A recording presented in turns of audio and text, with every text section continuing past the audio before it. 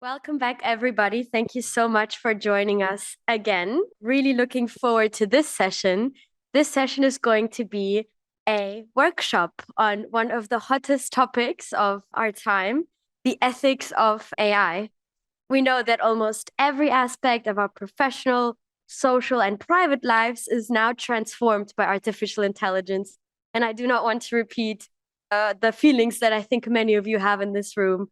But the question of how do we regulate, how do we address AI through ethical ways is really center stage to 2025, 2026, and most likely beyond that as well.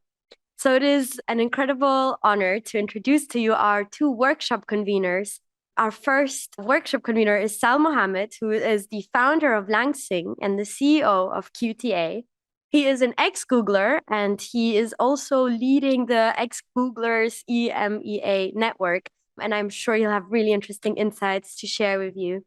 And we also have Stacie Chan, who is the SVP of GTM, and they have a really fantastic workshop prepared for you. So please welcome them onto the stage. Thank you very much. Morning, everybody. Morning. How's everyone feeling? Hopefully caffeinated and satiated after the break. Cool. Great to meet you all. As I said, I'm Sal. This is Stacie. We won't go too much into intros, but yeah, we want to talk today about the ethics of AI from three angles, really. What are the ethical considerations? How might the future pan out, and how might we need to adapt to those ethical considerations?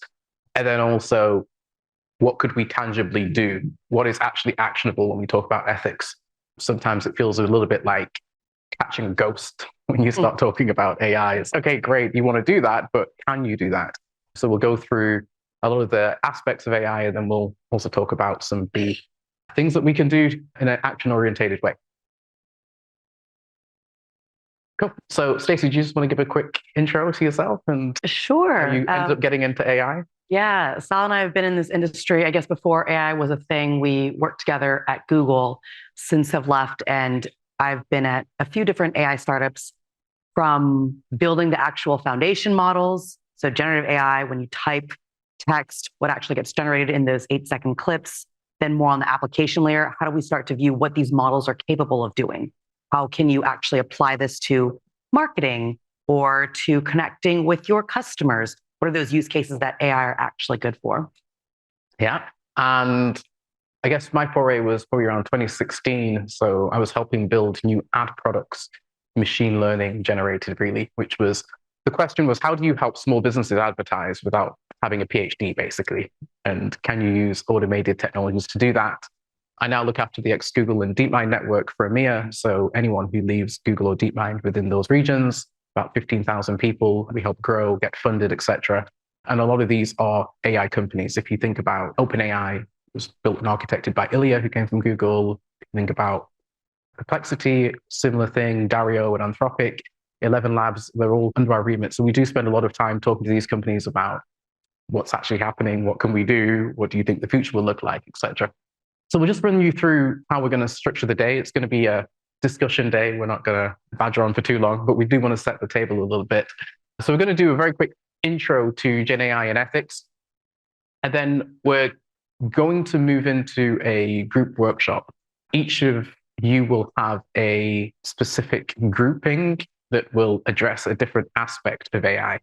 And what we want to do from there is basically create a manifesto that we can group all these different considerations together and say, okay, cool, 2030, this is what the future looks like as judged by all of us together. So we're going to walk through some really hard problems in a fun way.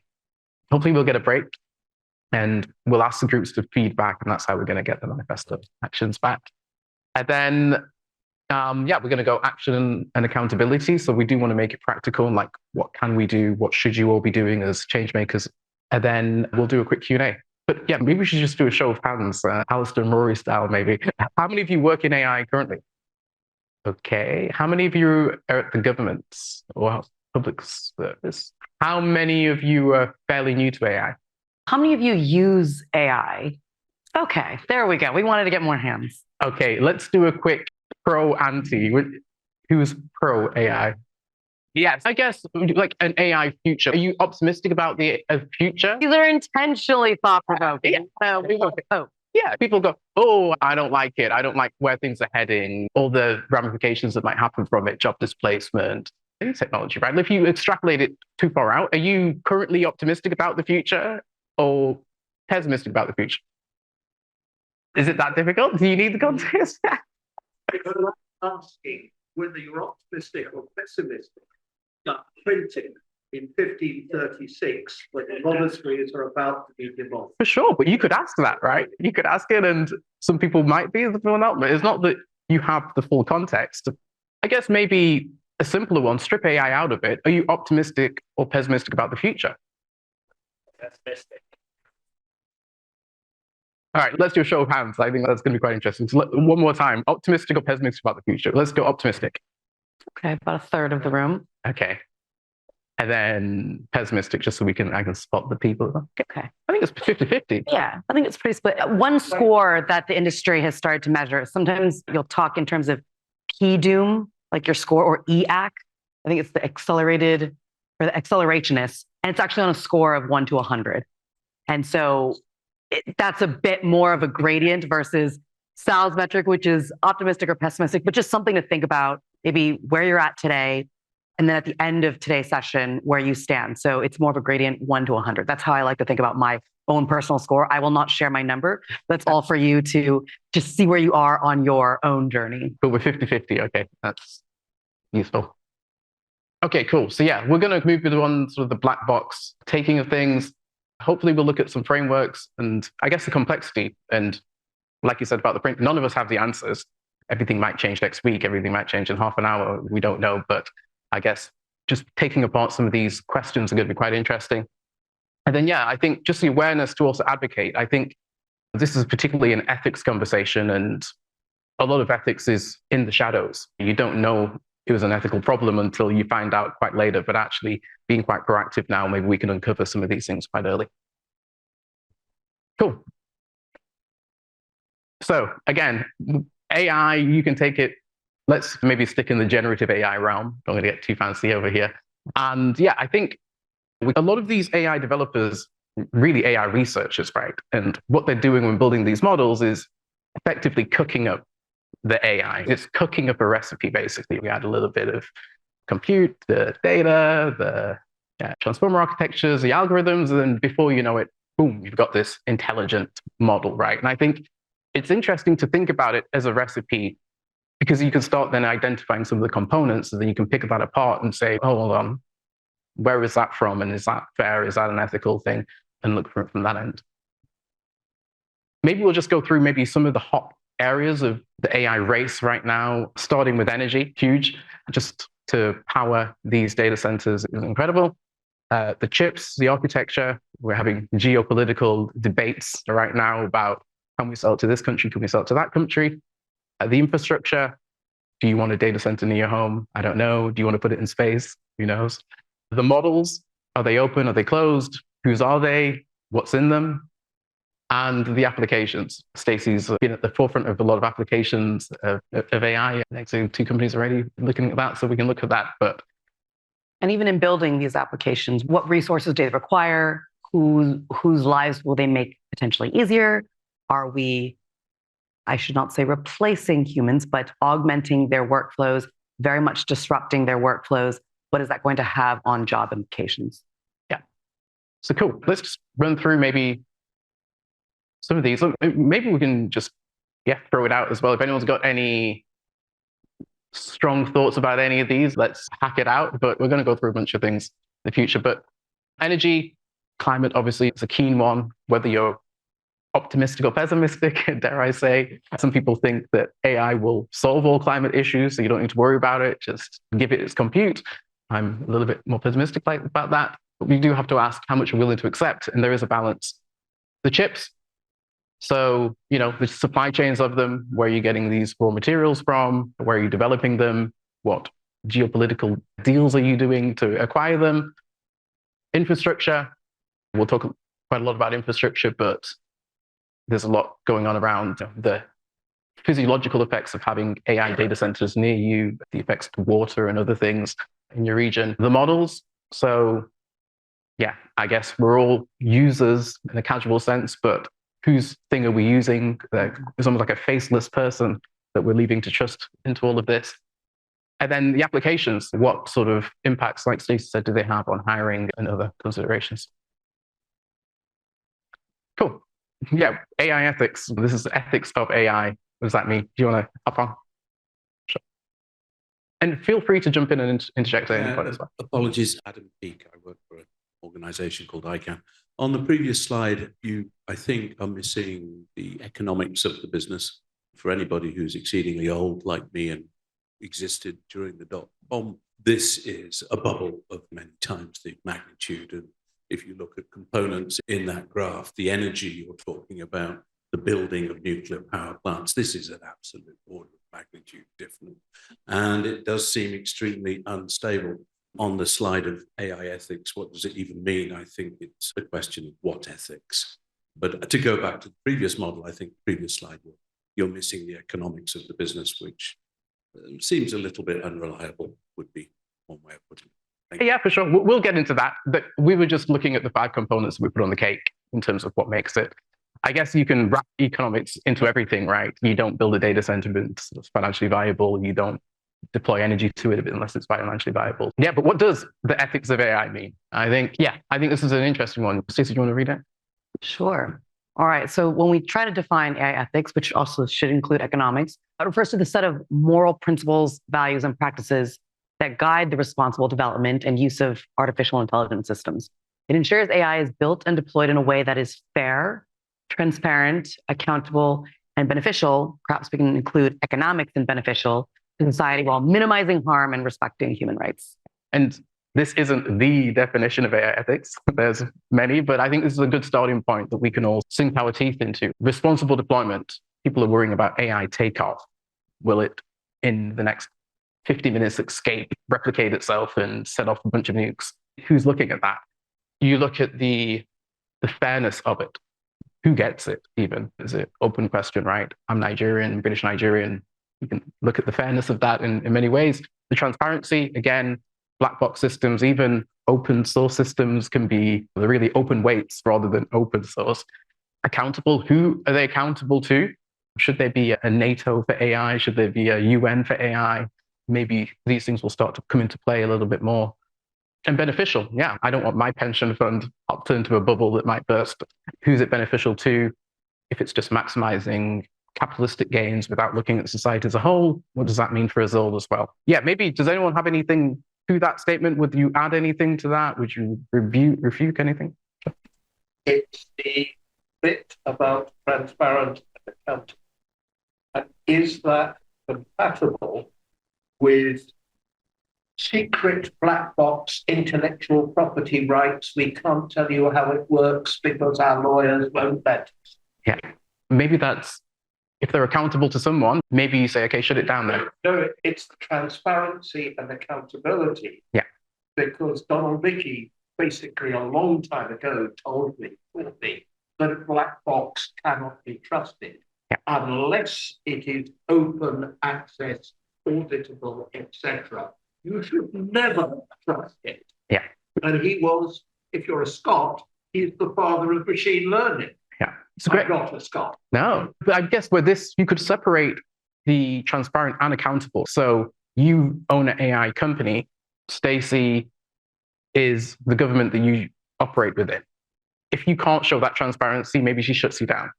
So if I'm in London, I want to be able to operate under any government around the world because that's how London operates. But this is where we get to with the accountable, because right now, who knows who's accountable? But can we start shaping this during the conversations we have?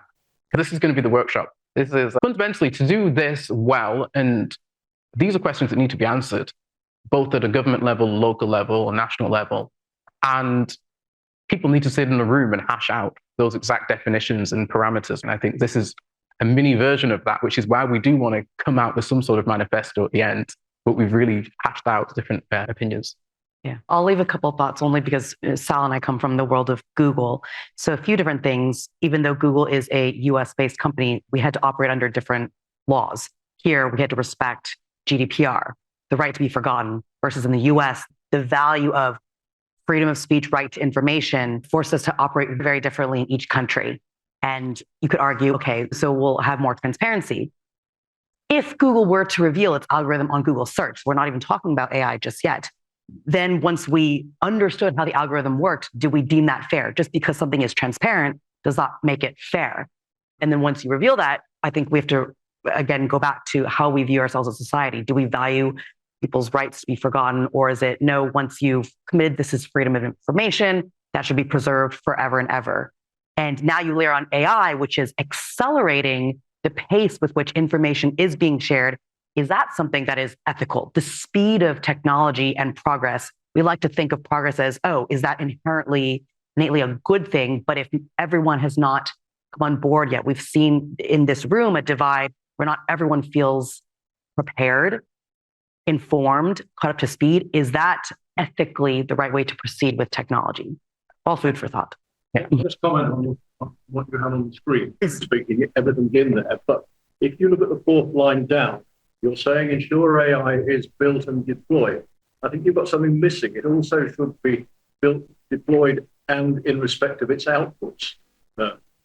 Because deployment is separate from the outputs, and it's essential from the user's point of view that it's the outputs that are transparent and balanced. So we should include, impact, consequences, because if we think about a lot of these tech companies, you're absolutely right. It's deploy, ship, move on to the next thing without actually reviewing how it's going to be as interesting for us as it is for you. We don't have the answers either. And the real question is, who said anything has to be useful? Audit. Or I guess if it's not transparent, it's not auditable again as well. But a lot of this is, yes, you've got an ideal ethical framework, but is it even enforceable? Can you make an open source model accountable? Would be a question you throw out. And then you go, what's the good of even defining it? How you came up with this definition, what your sources were, or your thinking behind it, or if it's taken from somewhere. And when you speak about human rights, did you have a little bit of what you were speaking about, Stacie, earlier in mind? What kind of human rights framework? Is it a specific national legal system? Are you speaking about conventions at the UN? What is your thinking? Yeah, so this did have the call on it, but this is from Google. So took this surprise. And this was looking at multiple ones. I was like, okay, which one is a good one that I think is encompassing as much as you can? I haven't mentioned, I think maybe you mentioned human rights. I would put that into fair. So this is catch-all for everything and the stuff that we're going to break into in a moment. And I'll take these two of them. We'll move on so we can make sure. Just stop there. Having had a decade of civil society work around Google and Microsoft and others, please don't take this personally, but ethics is very commonly used to bypass discussion of law. And most of these things that we're talking about have a decade of discussion around pre-GDPR and UK data protection law. Fair, transparent, accountable are principles that are enshrined in law, as are human rights. And actually, most of the time we found in discussions with these companies and others is that you're using ethics to bypass discussions of what's actually lawful. And I think we need to make sure we're not losing sight of that prior to getting on to what ethics goes beyond law, or where we may go into other expanded areas of discussion. But primarily we have legal frameworks in Europe and the UK that enshrine many of these things that are bypassed and have been so for a decade and more by Google, Microsoft, and others. Yeah.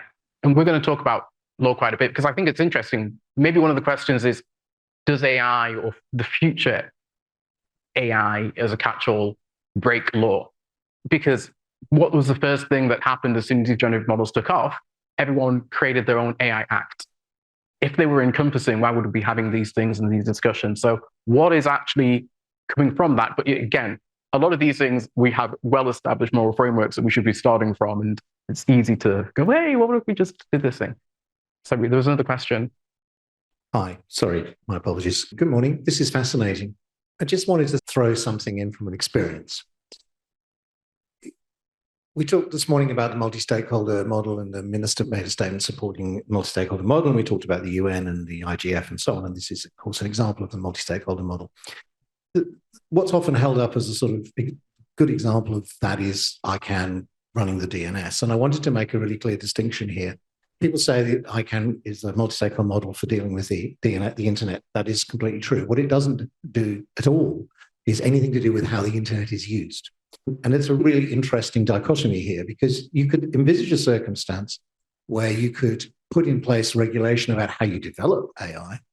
You could say it's going to be developed under a multi-stakeholder model, and we're going to have civil society involved and people involved. And frankly, most of that's irrelevant, because the horse has already left the stable. It's being developed. It's done. The question is, what are you going to do about how it's used? Yeah, that's really the point. And at the end of the day, maybe, and I just want to say, I'm saying this, I don't necessarily subscribe to it, but it may be that it's so dangerous that it's up there with nuclear weapons. And we actually need to think about how we deal with that, because it is so incredibly dangerous, maybe. Nope. We need to think about how we deal with it. Purely, it's got to be government. It's the only way it will work. I stress I'm not necessarily agreeing with that statement. Thanks.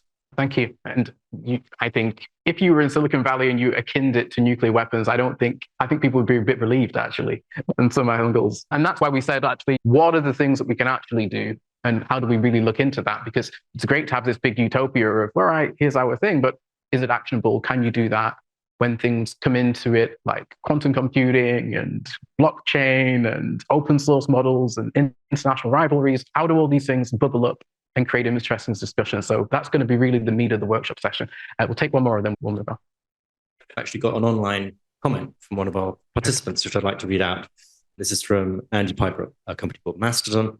Is it okay that the models are being populated in a largely indiscriminate manner through crawling the content of websites and apps? Is an ethical question to consider. Who benefits from the reuse of that data? What is the fairness of that? Where is the transparency?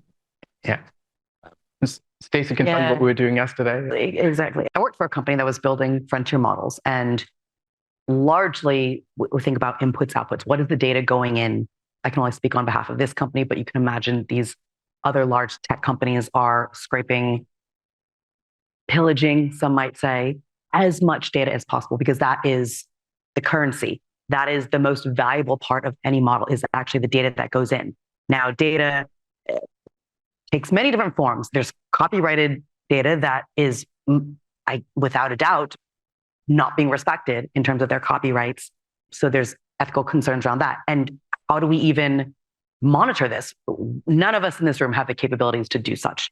We cannot stop them if we wanted to. Like, as individuals, collectively, we could protest and all that. But if I'm standing here, I have no capabilities of stopping a tech company from scraping data to train their models. And then the output, once something is generated, a text, an image, a video, is it okay? Is it legal?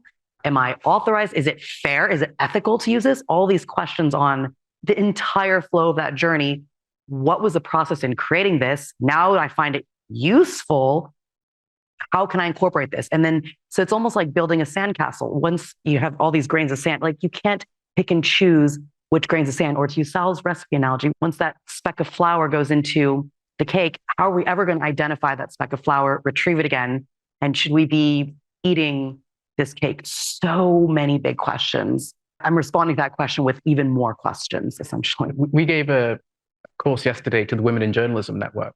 And of course, this is front of mind, right? I'm writing this stuff. It's getting scraped. Should I let it happen? And I think back to the question earlier, which is, we can, but should we? Just because something is legal even, does that make it ethical? And how should you be thinking about those things? Okay.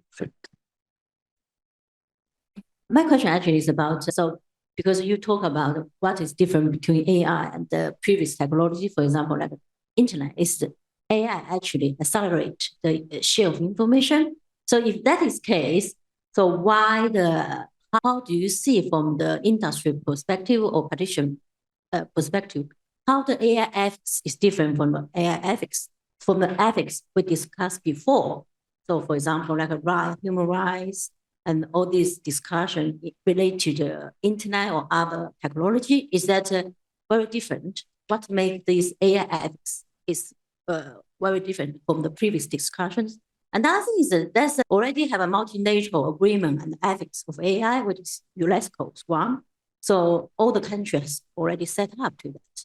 So I do not think we need to continue this the principle of AI ethics. What is more important is how to implement or operationalize, even in terms of how to integrate the AI ethics that become the law, legislation. That is what we probably ought to do next. Thank you.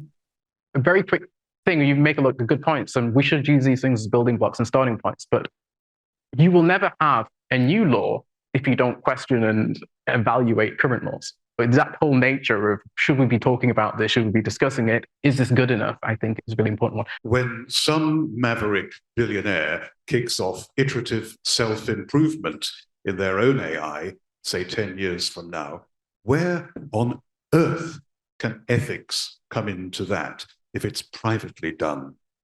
Yeah, maybe that's the question, right? It's all nice having these discussions, but what can we actually practically do? Maybe we shut that down now. Maybe that's the conversation for the next 5 years. And this is why you have these conversations, because that is a real thing. I saw a clip of Elon Musk yesterday saying he has AI nightmares. And you're probably referring to that person who's still pushing ahead. You've also got an integration of things. AI is now spearheading defense. If you say, oh, I'm going to have all of these laws around data and privacy, etc., you'll never build the models big enough to protect yourself, maybe, or you rely on somebody else. So how do you not just cherry pick the things you want to discuss in it, and how do we have a holistic conversation and bring everything to the forefront? Maybe it ends up with, I don't know, but at least I think as a thought exercise, we can get quite far. And let's not forget the structure of these companies, these massive companies that reside in the US. Many of them are public, but some are still privately held. They're looking to go public. OpenAI started as a nonprofit because they had this lofty goal of building AGI for all of humanity so we could all benefit. Very quickly, they turned to a for-profit structure. Next year, they plan to go public. Is that a good thing or a bad thing that they now have to be responsible for shareholders to maximize profits? What structure is the ideal structure of a company so we feel that they are going to be held accountable and are striving not just for revenue, for profits, but actually for something good, maybe even AGI is their North Star metric, if that's the right one to be using. Yeah. Cool. And I think just to frame this is, we do have agencies as humans. We do have capabilities to do international collaboration. Nuclear weapons is one of them. This is a great example of it too. 2003, we're able to clone things. So that's cool.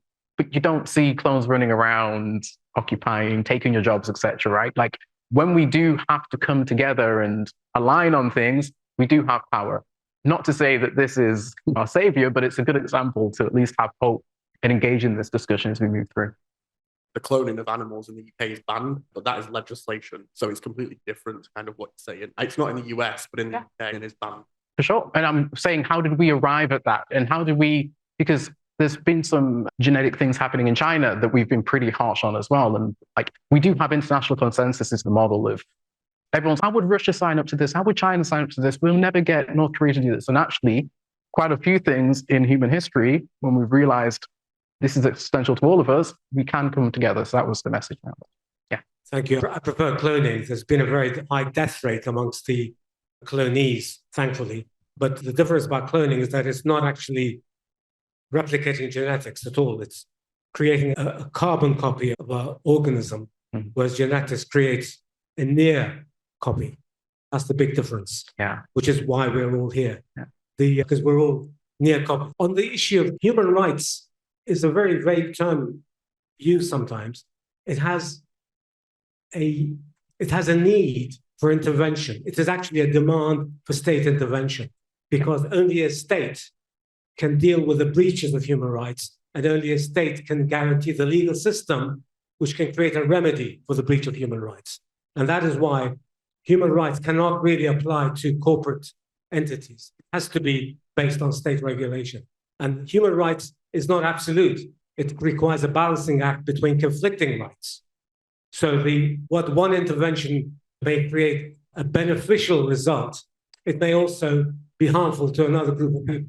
And therefore, human rights is much more complicated than just advocating for human rights. I think human rights is incredibly complicated. I would even push back further and say, is it actually legislated at the state level?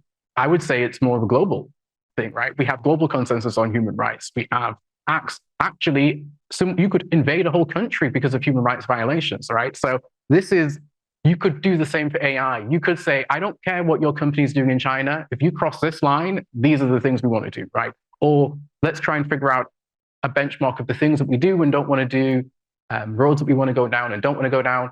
And also, which areas are we likely not able to find consensus on? So, for instance, if you said, I want to protect factory workers in the UK, no robotics, or you have to have a 50-50 split. If France doesn't want to do that, what are the ramifications? How does that play out? You want to be ethical, but what impact does it have being ethical as well? So I think we're just going to really go deep into all of this. I think it's fascinating stuff. We'll dig in, and you're all very intelligent. So I think we're going to have really good conversations. Yeah, go for it. You're going to have no more questions left for the group, by the way. Yes, thanks very much. I'm Meg Davis, University of Warwick. Human rights is not vague. It's a system of international laws that are ratified by countries and that countries are then obliged to uphold. And you cannot invade a country on the basis of human rights. That's an infringement of human rights law. So I do think it's important in a space like the UK Internet Governance Forum that we continue to be clear about when we're using these international frameworks, what they mean and what the obligations are. I would almost say one step beyond that, which is you might not even adhere to human rights law. So it's a conceptual framework, right? I don't need to bring up situations of when people have breached it and gone their own way and things haven't happened, but there are situations that do exist. So yes, even law itself is an idealistic sort of framework, right? It's not you meet it at a human level, what actually happens. You could have great laws saying don't pirate films. What does that actually mean in reality? Hi, Georgia Osborne of Com, but speaking as part of the youth contingent, I guess. So I guess I want to come back to the idea of ethics and also the thing of cloning. When I was growing up, the main thing I was being advertised was about downloading illegal music. And there was this big advert that was like, oh, you wouldn't steal a car, would you? And there was this joke going along with my friends, which was like, maybe if you could download it, you might. And I think just bringing up the cloning example, if you could download a clone, would you, is the real question. So if it's that easy, would you? Yeah. And there are some hard lines we need to address. As brought this case up yesterday, somebody in the US has created a digital clone of Luigi Mangione, and they believe that is their partner. Like, ethically, is that fine? Should we be leaving people in the corner and saying that's cool? Do you want to intervene on that? Should we have an ethical framework around that? Who knows? But these things are interesting to discuss. But yeah. Good morning. This is Gabriel, member of civil society. Going back a bit for the ethics, AI ethics, I find it quite interesting through the material that's available here on the table for us to access the ethics auto-sign. As we mentioned, the black box that would work as a pre-lethal way of retrieving information. Is there any ethical responsibility that the companies are taking to retrieve, for example, a Z reading or a Y reading, like administrators do for a till in a supermarket, for example, to have a graph of the analysis and profits and things like that, but turn it to a physiological and health for children, for example, who are relying on technology, and also from baby boomers to Gen Z or Alpha, Beta. And yeah, how is the ethical responsibility holding in tangent to the health concerns of behind it and the cognitive ability to, for example, listen or watch a video in a normal playback speed, for example. ADHDers, they are now struggling to hold a conversation in person because they don't have the ability to fast forward it or accelerate it. So are there any plans with medical scientists following up on these increasing and alarming levels of decrease of cognitive abilities? I think so lots to unpack there. Maybe how I think about this question is what the models were trained on. I think we briefly touched upon that, but let's talk about the experience. Let's just use chatbots. It's probably the use case we're most familiar with. The content that we're engaging with. If I'm suddenly talking about self-harm, suicidal thoughts, should I be engaging with this chatbot? What are the ethical ramifications of what responsibility should the chatbot respond back with? Is it immediately shut down the conversation, flag it? Should authorities be notified? Should there be a response saying, contact your doctor, an actual professional? There's so many ethical considerations on the inputs and outputs, depending on what the content is, what the engagement is, what is the responsibility of the type of response. Then if there is self-harm or some sort of even crime it being committed, who is the right authority to be contacted? Where does liability come into play? Does this become an insurance question as well? So many parties get involved because there's these intimate conversations that are happening with someone who is not a human. So where does accountability, liability come into play? And then taking a step back even further, who should be able to access these chatbots? We haven't even talked about age. This was something in the first panel about age verification. Why Instagram has put limits on you must be 16 years old. Why is it 16? Why is it not 18? Why not 21? Brain development happens at different stages. For example, social media, it's a money-driven business and the public interest is not.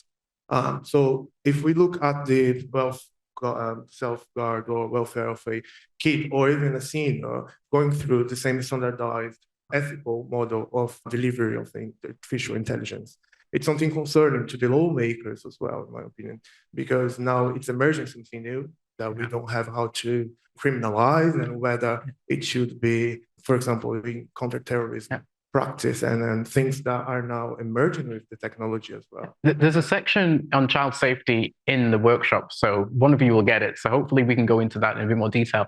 I would say one thing, I wouldn't want to be a lawyer at OpenAI. Let's put it that way. Yeah, I think that's driving a lot of the decisions and ways that they're doing things. You talked fair. Are you including affordable, available universally, reliable, and liability in those kind of things, and the option for people to be able to opt out?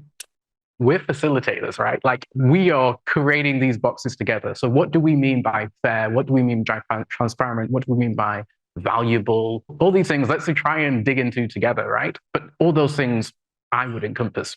Like you can fan out and give even more of those things, right? And then of those, which ones are the most prescient and most worrying? So yeah, definitely. Cool. So we're just going to look, okay, this is life today. We're all understood. If I ask, like you said, printing press, we've got a good understanding, right? It's how we navigate our life, great days. What does a typical day look like in 10 years? If you test yourself out. If you layer on predictions from a lot of these models that think they're going to have AGI by 2027, probably very different. So yeah, maybe this is a time where the graph just goes like this. I saw a YouTube short yesterday from Cleo Abraham. It showed that of the people who have existed and lived in the world ever, 7% are alive today, which is absolutely nuts. If you think about that and you think about AI takeoff, I look at that as a similar thing. Is this where, that's thing, nothing happens, and all of a sudden decades happen in weeks, etc. Is this a moment where 10 years just looks drastically different to everything else? And we said that about the internet, we said about a bunch of other things, crypto, maybe this is another bubble, but maybe it's not. Yeah, we'll go through that together. But yeah, how do we navigate these things? I guess we've probably already got a lot of technology in football, but Neo is putting robots in people's houses right now. A lot of Americans have a lot of $20,000, Neo, you have to have permission for a remote operator to operate this robot in your house. Yeah. And they make it look very cute, cuddling on the website, but it's 5'6". And if it fell on somebody, it would do quite a bit of damage. I hate to think of the squashed pets. I think they've stopped taking orders for that service. I think they're fully subscribed. I thought it was ridiculous. They did it for, so Neo, the concept basically is for a robot, it needs a lot of real world training.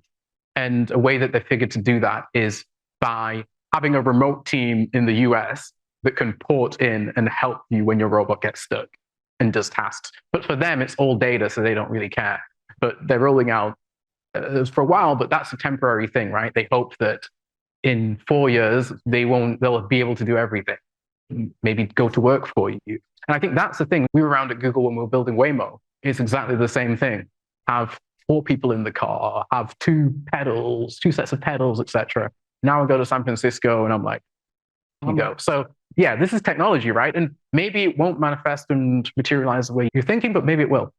I wouldn't bet against technology as a sort of investment plot, but and I think the Neo robot is a very clear symbol of embodied AI.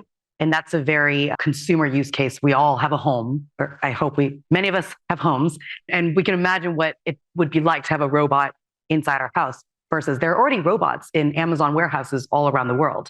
And I think that's a very different use case that I'm sure many of us have varying opinions on that. Many Amazon workers who are contractors were complaining about worker displacement, but you could argue there were a lot of safety concerns. It's a very dangerous job. Is that a net positive, net negative? All obviously up for debate. It's very different from the robot inside the home where Disneyland did so many of those like imaginations. Yeah, I probably would say that. The reason I say that is because I think we can use it quite closely with a lot of probably on the certain things like that. They're worried about their job. And I would say that what you've got to remember is it's not robots and things like that. So you've got to take in, sure, they can work with us and things like that, but having for people or things like that.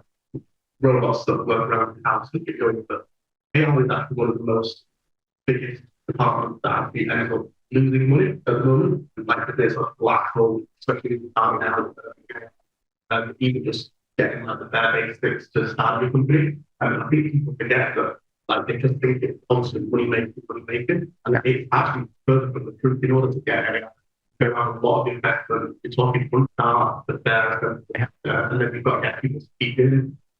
So I think while it's great at the moment, it's definitely something that we've got time to work with. So this is really where we want to take the discussion and add maybe some of the things that we see and know, etc., to layer on top. Because it's easy to say that, but also 100 million is not a lot of money. Google are funding the AI from the balance sheet. You're talking about 60, 80 billion dollars a year. It took $15 billion to get driverless cars with Waymo. You're telling me they're going to put 1.2 trillion over the next 10 years and we're not going to see these things happen? Like maybe, but I would also tell you to go to YouTube and type in Genie 3 and look at the DeepMind world model that they have. It can create real worlds, live, actionable, savable from scratch instantly. So a lot of this stuff is coming our way. And actually, this is really a conversation of what should we be talking about? It'd be easy for me to go, yeah, you're right, it's probably going to be wild, but actually, is that true? I don't know. It doesn't keep me up. It doesn't make me sleep easier. The robots is a great one, but if your partner passes away, unfortunately, for any reason, could you load up a digital version of them into that robot and call it your husband? Like, these are real conversations, like right now, that we're going to be talking about in the next few years. So where are the ethical boundaries? How do we discuss that as adults and very intelligent people in this room where none of us have the answers? How the debate is developing right now. So how about that? Maybe we cannot even agree on what the framework and what the law and what ethical implication means actually, is because what's fair, what's accountable or not. So in this kind of framework that we're trying to visualize in some way, the outcome should be kind of a policy approach, at least maybe. But it's not a typical process. It's a very linear process. A policy starts from somewhere, starts from a problem, and it starts from someone. So, in your opinion, what's the starting point of this whole process? Like, cyber concern, political concern, what's the We're never going to agree, right? And I also don't think any room in the world can come together and agree. I think this is an ethereal thing about it. But I think the first bit is, let's draw everything out. Almost, if you think you've got a dusty carpet, let's kick it and actually see and bring everything to the forefront. And then let's discuss it. And then let's put possible solutions out. Because all of you are going to go back to work, to government, to companies, to other countries, maybe, people online, and might offer something new or an angle or a caution. I think that's really what we're trying to facilitate and create. It doesn't have to be a law, but just thoughts. It could be you generate an online conversation that really gets traction and people talking. So I don't know. But why I got so excited to host this workshop when we were presented the opportunity is I think there are these moments in time, though, where we all are from so many different walks of life. We come from different backgrounds, but there is this moment in time today where we can say as a group of 50 or so odd people at the UK IGF 2025, we discussed this. We came up with actually 3 great ideas. Here's who we are. Here's what we collectively, as a very diverse group of people, decided these were the main ethical concerns we have. So at least this will be documented, hopefully, for historians to say, remember that day in 2025 when this group of people came and decided this? I'm not to put pressure saying this is how we're going to ultimately decide the fate of what happens with AI in the UK, but these forums, these discussions matter. We need to say all these discussions can come of something, and we're going to document it and keep putting forth these ideas in the world. Otherwise, we can just spin endlessly and say, we'll never agree on anything. We can't decide what ethics are. Let's commit to something. I'm not saying we need to have concrete decisions, but let's have some great ideas that come out of today. So can just come up to that discussion because I'm Yi-Chen from the UNU, which is think tank of United Nations. And then we just published a report on the interoperability of AI governance, AI safety governance. So we did a big 150 pages of report on the interoperability of AI governance, which include ethics, regulation, and also the standard. So we need to have some interoperability, which means different ethical systems can work together. And how do we generate that interoperability? Actually, there's many academic research has been published. For example, one from the Australia Academy of Science, we did a report 2 years ago. We actually analyzed all the ethics framework of AI across the world. And basically, we identified the findings that they are very similar. Most of them quite similar. They are overlap with each other in terms of core values of AI ethics. So the main findings that what are different? The difference is how the individual country or community interpret the AI values. For example, like we say transparency, probably different country interpret the value of transparency differently. But the value, we share the same values. How do we implement, operate it? They are different according to different countries' policy. So I think that's the issue. So I do not see we need to really say there's no agreement. There's agreement about what are core values of AI ethics. And so this is the main thing I want to just clarify. Yeah, I think and the other things, I think that's a kind of very important role of ethics to play in terms of the AI governance, because the law is always very costly, ineffective to implement, operate. So the self-governance, even the ethics, sometimes they used to bypass the law, but still, if we can have a code of conduct by the industry, which it can combine with the legal regulation as a co-regulation method, make it more effective than the way we rely on law. Simple alone. Yeah, that's some of my thoughts. Thank you. So yeah, I guess jumping onto that this is 2 things. It's a global problem and global race. Problems don't have passports. And what somebody does in southern Nigeria can affect me in Wisconsin, for instance. And actually, should I have a say? Does the world have a say? How do we have a say? And I think this is where the ethical parts get really interwoven and interesting, when you've got to really sit down. Almost imagine you're a cabinet table when you're going through these discussions, not just from an idealistic, this would be nice, but okay, cool. I don't think we should have AI. I don't think we should have robotic carers, for instance. Okay, that's fine. Okay, what does that mean for employment? What does that mean for the growing elderly population we have? What does that mean for cost competitiveness? Okay, cool. Nope. Also, it's good. Let's move on. Like those things, but actually it's more about the discussion that we're going to have that's going to be interesting than anything else. But this is a global race, and it's the problem with such an interconnected world that we have now. It's everything is competitive, and we're seeing different people take different approaches to that. Maybe the US is trade tariffs, maybe a good example, but yeah, this is a race and everyone wants to bottle AI and make money from it. I think the big bit that I almost never hear anybody talk about when they talk about AI, generative, whatever you want to call it, or any of these models, or just tech supremacy or leading the race, is taxes. If we talk, almost every company we've talked about is a US entity today.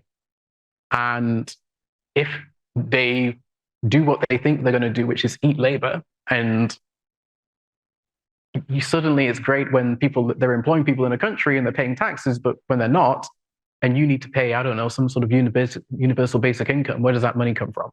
So even some of these things that are really interconnected make and shift the narrative quite interestingly. Maybe Sal, we can jump to the workshop bit. Yeah. Okay, there you go. Many examples of how things can go right and wrong. We didn't think it was quite so many questions, but yeah, it's great. Anyway, I was looking at a good example and a bad example, basically, of being able to find things. I'll take a look. Okay, cool. There we go. So we are going to do a group session, and we're basically just going to do what we've just done now, but a bit more workshoppy with yourselves, get to know each other, express different views respectfully and cordially. But I think everyone's got a topic. So if you go to ethics.altosync.ai, every group will have its own thing. So just choose just based on their table numbers. On the table number? So yeah, exactly. Note your table number, and then on the site, it'll have your specific topic that you should be discussing. Yeah. So this is, okay, just take a 5-year view. Let's not go too crazy. So it's just close enough that you can actually sink your teeth into it. But, what's changed about your topic or could change about your topic? How do you feel about that? How are they being received? So basically come up with the angles and permutations of that topic, and then review what could go wrong and what could go pear-shaped. So I would say maybe if you do 10 to 15 minutes for each section, basically, would be a good sort of rule of thumb. And then what vulnerabilities have exposed and what recommendations would you have? You just need to select one person to report back to the group. If you can keep the reporting back in a minute or 90 seconds, that would be perfect. A minute, 1 minute. So we discussed this, we think these are the things, and we suggested doing the following, 1, 2, 3. So we're going to keep the slide on for a while through these angles as well. Just like some things to get you thinking, mate. Just a bit on timing. You all get 12 minutes to discuss. So it'll be very concise and brief. Thank you. 4 for each bit. Okay, so you all have 30 seconds to wrap up your 60-second presentation. And lucky table number 1. So can we get the mics ready to go? Yep. Thank you all for the very rigorous debate and discussions. It was fun to pop in and hear a little bit. So we'll just be going table by table. You get 60 seconds to present your findings or conclusions that you've arrived at. So the first group is going to be discussing AI rights, the rights of machines. And the answer is none. And there's a whole raft of existing law that applies, and the attempt to produce anything new simply muddles up. And those laws have evolved over more than a century, and there's more of them at the moment. So no time off for your robot? No time. Basically, the responsibilities and liabilities for the people who programmed, used, etc., are all there under existing law, and there's no need for anything new. Okay, thank you. Does anyone have any thoughts on AI sentience? Will AI ever become sentient? And if that is the case, does it deserve rights like anybody else? I think we have a... If anyone wants to take that big question, challenging question, anyone? Yeah? I was just going to make the point that machines are getting more and more sentient, or appearing to be consentient, when they're advising people on their medical conditions or whatever. So I'm not sure, that in 5 years' time, when a machine or a robot is appearing to understand more than you do. Would you give it rights at that point? I think that they brushed over that maybe a little bit. Would, but that's not the feeling of the other group. Right. Leaving a thought, 25% of teenagers admit to having a relationship with a bot. Do those rights now extend to marriage, things like that? Each of these we can go into a real rabbit hole, right? If an AI does become sentient, does it have a place in heaven? You can start going pretty deep into some of this stuff, but maybe a conversation for after for anyone who's interested in that sort of stuff. Group 2, voting and democracy. Do you just want to maybe give a quick synopsis and then go through? Yeah, our general argument was, how is technology over the next 5 years going to impact voting and democracy? I think general conclusions were the influential issue at the moment will be the amount of data that gets pushed just from social media companies that we've already seen and from AI companies in ways that you can't see. Levels of personalization when people ask political questions may come up with vastly different answers depending on the platform that you're using and depending on the information that is given. I think we had the argument that transparency needs to be pushed with things like more visible watermarks and other such technology in order to try and ensure that there is a level of reality that does cut through onto these platforms, although I must say that we wield what we would call the sword of tactical nihilism on the effectiveness of that. But in conclusion, on the actual real change between governments, citizens, and companies, I think it comes to the point that for a lot of these companies, and depending on how cynical you are, a couple of governments, there is an issue of incentive alignment. I think they want attention at all costs rather than accuracy, even though there is a clear pushback from the citizens in terms of what they actually want to consume. I think the referral of AI slop, I think, shows that.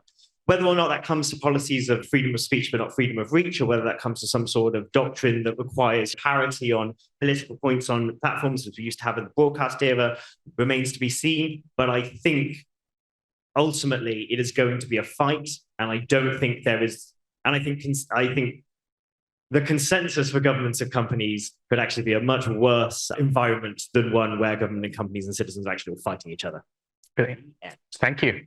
Very good. Number 3, labor. And maybe, try and maybe anything you'd add to a manifesto or any sort of consensus you came around would be quite interesting as well. But over to you guys.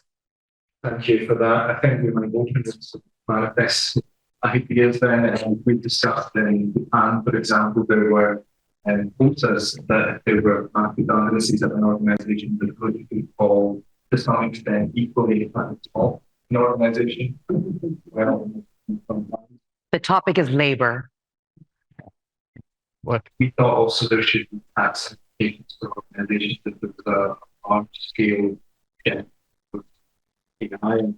We looked at responsible retaining and upskilling, particularly with AI being a tool that can have supervisors that can as well. But we also thought that actually the education for people in the industry would be quite important, but the limitations of the AI, the loss of the human factor, and also the fact that AI may degrade over time and we lose the human input into AI stuff. So there could be diminishing returns for an organization. It makes sense to revisit extra stuff. But many organizations are perhaps preoccupied with whether they can do something instead of focusing on whether they do. Okay. Thank you. Any thoughts or still time for? Okay. If anyone wants to respond, all right, let's go. And add, subtract from that, feel free to. Otherwise, group 4, education. Thank you. So we discussed the sensitive topic of education and the implication for good future. As for the project, so what forces are driving the change and how they're being received, we focus very much on equity of access, both from like access perspective for like devices, but also models, and how this was going to play out, especially about the datification. These data will be used more for like the government, companies, also where our actions also on these models will go, where all these data will go, how they will be used. And here comes also the transparency aspect, the transparency of also opt-out, maybe. And if these like AI tools will be used in education, we don't think we come to a sort of agreement that teaching will not be completely substitute. But definitely, if there's going to be AI tools, there will be a digital divide also from that of access. And as for the cooperation and alignment, we think it's very important that both companies, governments, and citizens have a sort of shared values that they can all agree on when thinking about education. Also because these has a very big implication for the future. Tell me if I missed some. Great. Next group, I guess I have a few thoughts. I think both with labor and education, the reality is a lot of us are judged on we're rated on our performance at work. In school, you have tests, and the use of AI to evaluate, to judge, to learn is proliferating. So I think thinking about where we want AI to insert itself into the process, because so much happens after you get evaluated on a test or in a job application, a job interview. AI is being used to assess and at times replace human evaluators. Where does AI fit into that process? Yeah, I would say maybe even would university be relevant? Should be pushing that.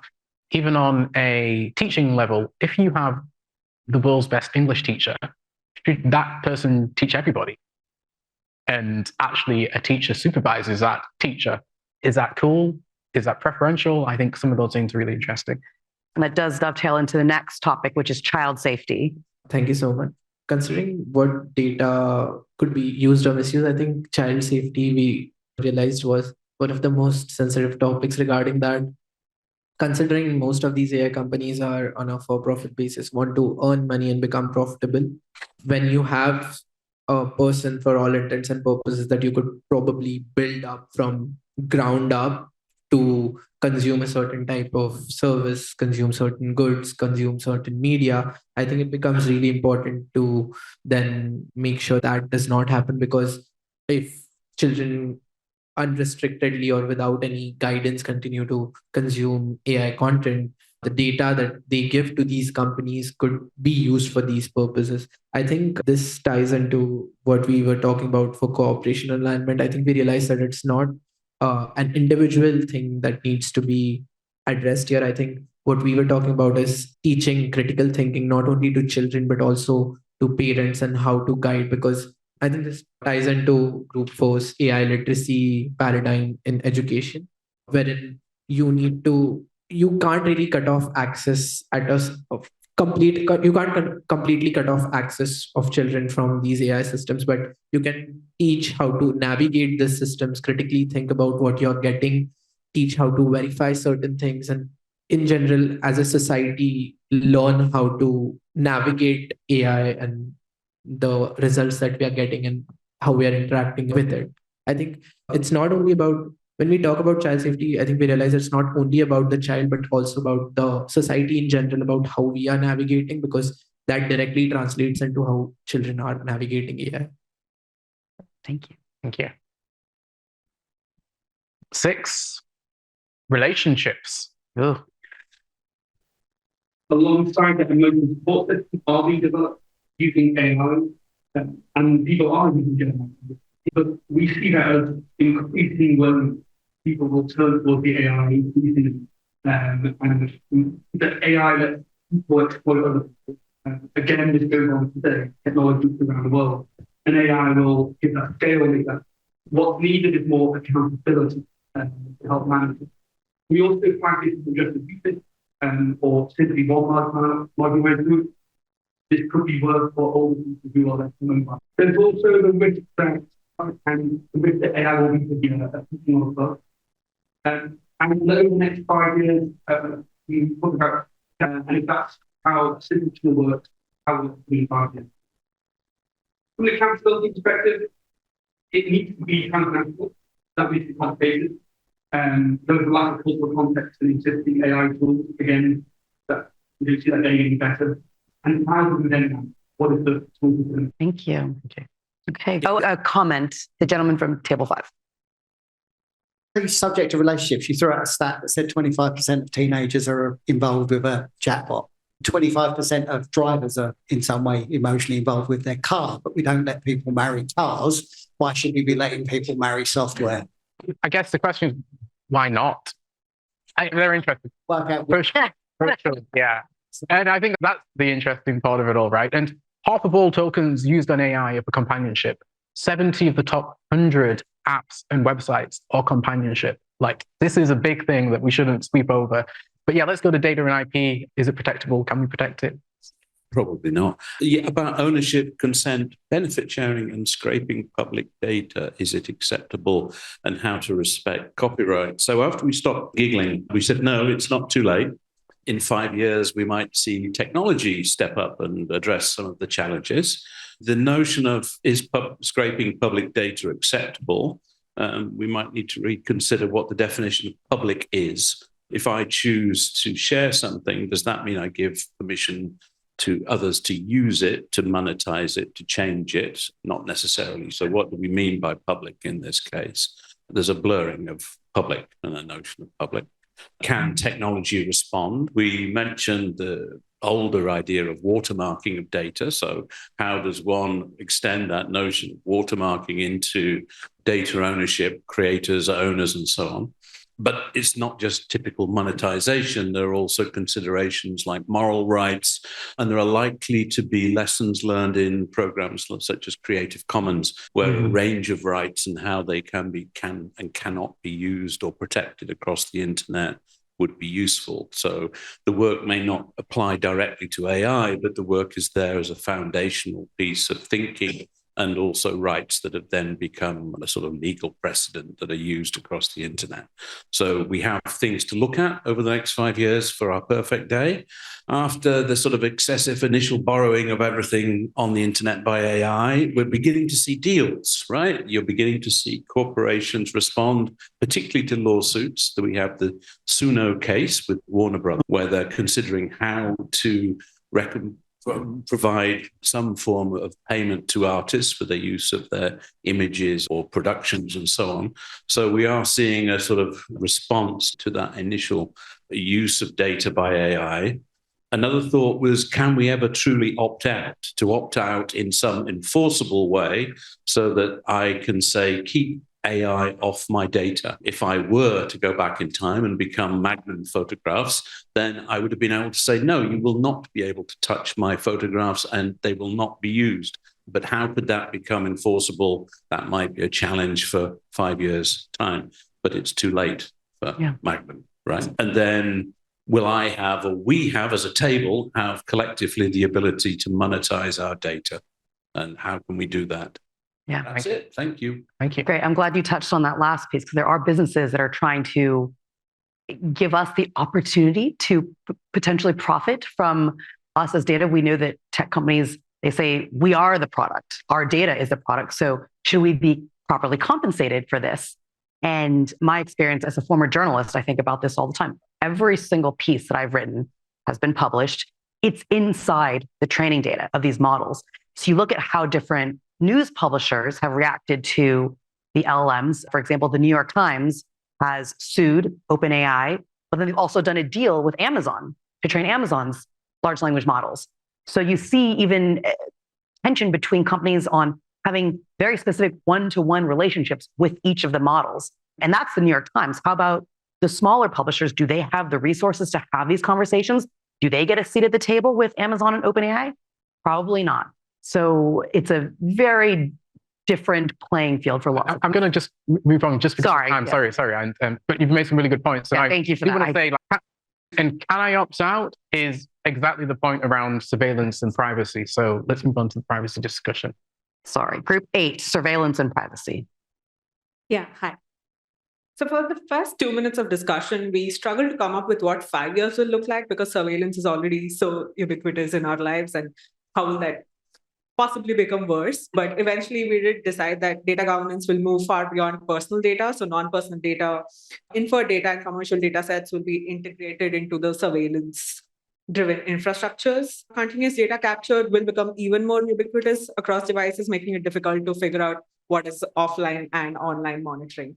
In terms of misuse, we came up with a positive and a negative version. So negative is obviously there'll be increase in predictive policing.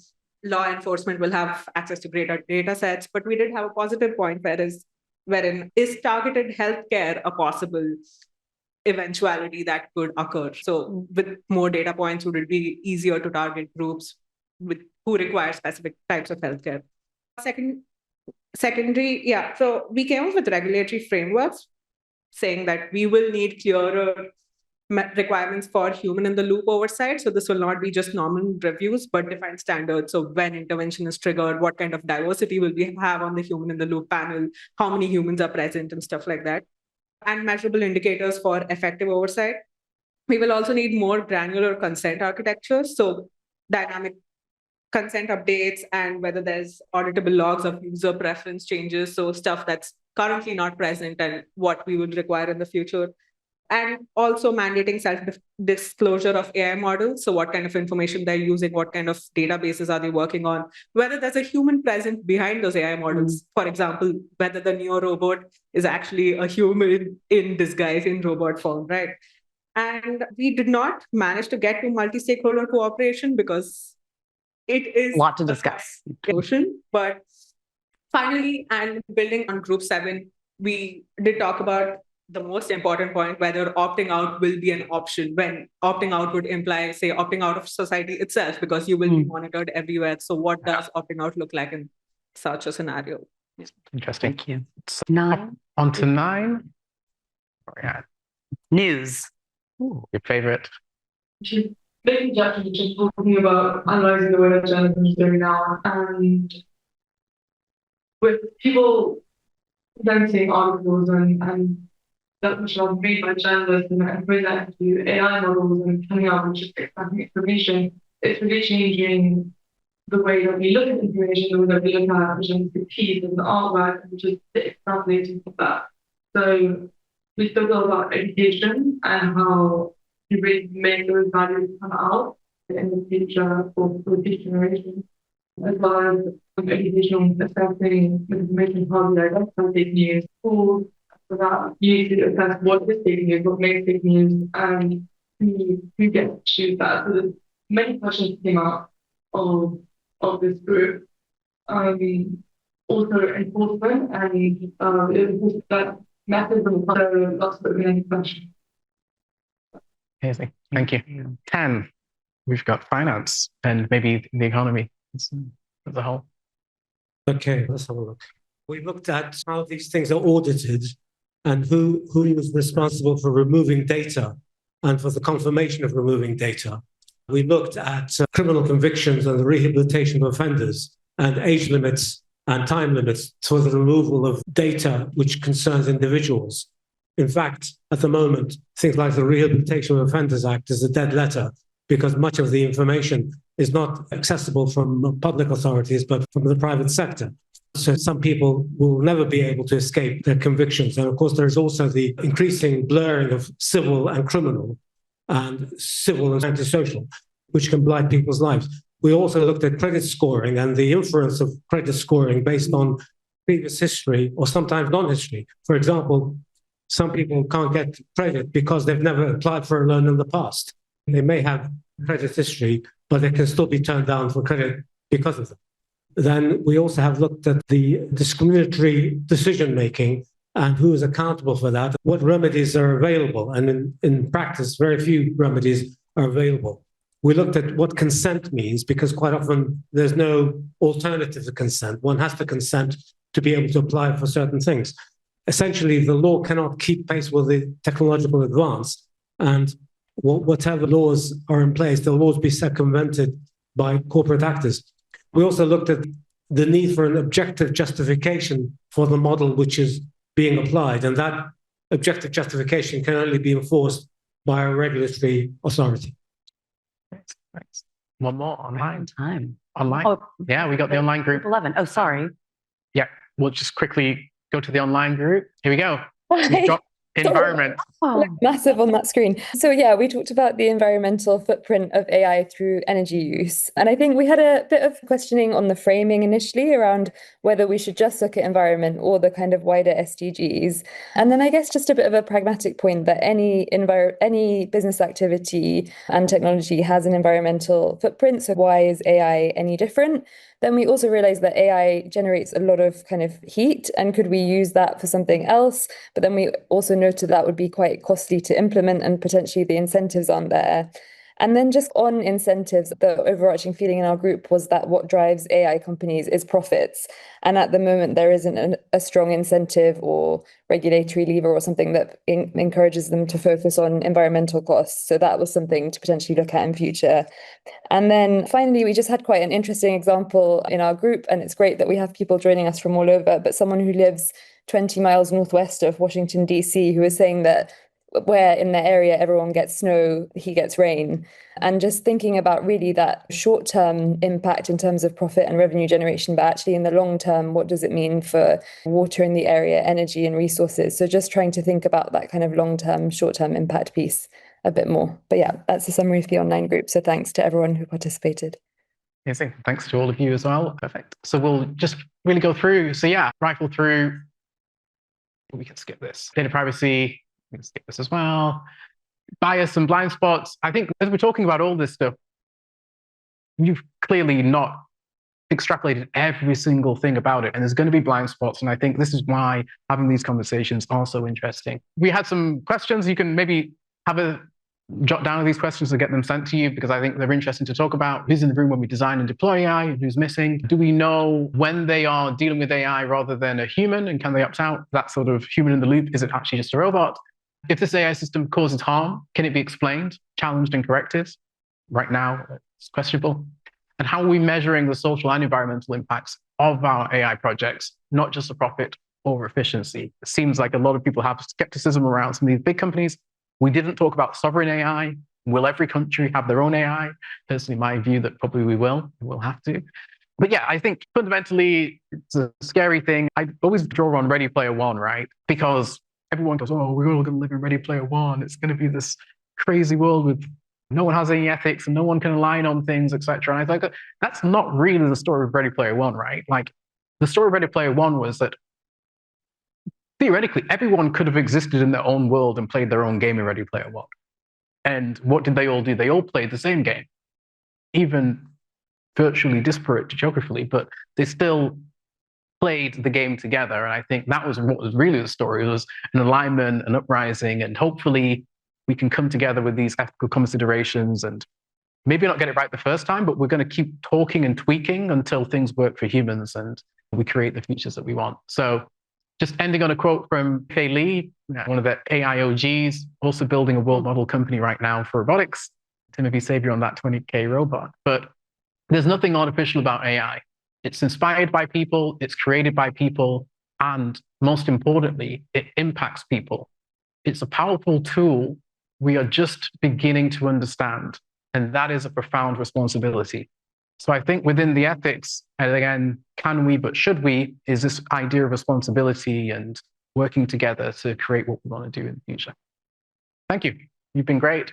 Hopefully, Stacie. Yeah, thank you all so much for coming. I think that was the first step. It's taking the time out of your day to have these big, thorny discussions representing people who aren't in this room, because we have the opportunity to have these debates. Keep having these conversations. Really excited to carry into lunch. So I'm sure we have many thoughts. Thank you. Thank you so much to Stacie and Sal. We may leave this session with more questions than we had before, so that's a good thing.